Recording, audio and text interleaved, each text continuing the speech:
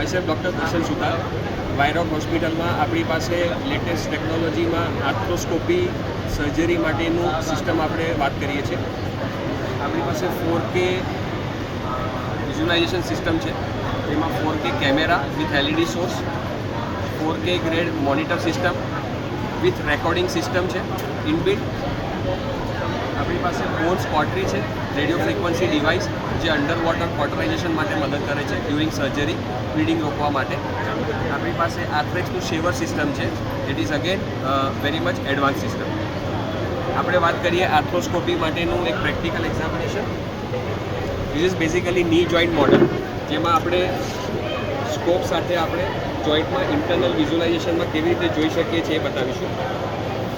Minor cut વડે surgery કરવામાં આવે છે, જેમાં જોઈન્ટની અંદર સ્કોપ કેમેરા સિસ્ટમ આપણે ઇન્સર્ટ કરીએ છીએ.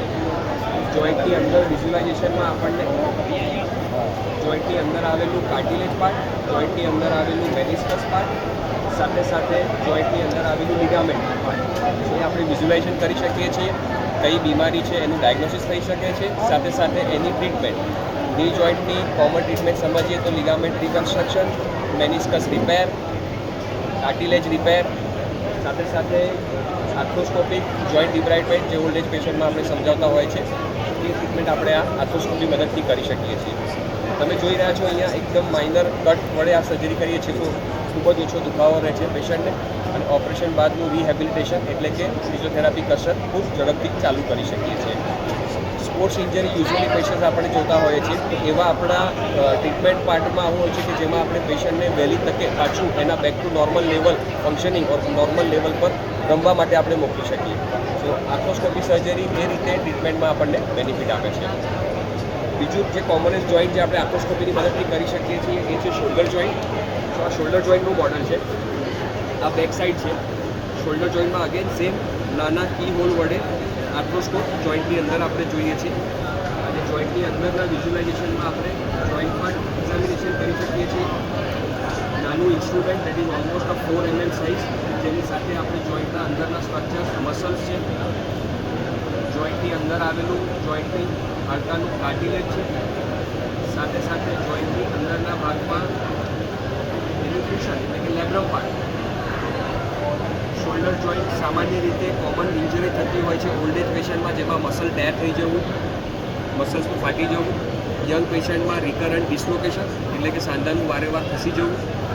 સ્લેપ ટેર જે ખાસ કરીને થ્રોઈંગ એક્ટિવિટીમાં એથ્લેટ્સ ઇન્વોલ્વ હોય એવા પેશન્ટમાં આપણે આ ટ્રીટમેન્ટ આર્થ્રોસ્કોપીની મદદથી કરી શકીએ છીએ. મિનિમમ ઇન્વેઝિવ સર્જરી, એનો મતલબ કે એક ટાંકો ઓલમોસ્ટ 3 કે 4 ટાંકામાં આપણે આખી સર્જરી કરી શકીએ છીએ. જે કન્વેન્શનલી કરવામાં આવતી હતી, જેમાં શોલ્ડર જોઈન્ટને અંદરના ભાગમાં અપ્રોચ કરવું હોય તો આપણે આખું ઓપન સર્જરી કરતા હતા, જેમાં જેટલા વધારે ટાંકા એટલી વધારે સ્ટીફનેસ અને એટલી વધારે રિકવરીમાં વાર લાગવી. સો આર્થ્રોસ્કોપી સર્જરી આ રીતે આપણને બેનિફિટ આપી શકે છે. બીજી એક વસ્તુ આપણે અહીંયા બતાવવા માંગીશું, જે આર્થ્રોસ્કોપીને સર્જરીમાં આપણે જે ઇમ્પ્લાન્ટ્સ ઓર આર્થ્રોસ્કોપીને સર્જરીમાં જે આપણે ઇન્સ્ટ્રુમેન્ટ્સ યુઝ કરતા હોય છે, સો these are all 2 mm 3 mm size. આ આપણે જોઈ રહ્યા છે એના થ્રેડ્સ. સુચર એન્કર છે, જે બેઝિકલી આપણે મસલ રિપેર કરવા માટે વાપરીએ છીએ.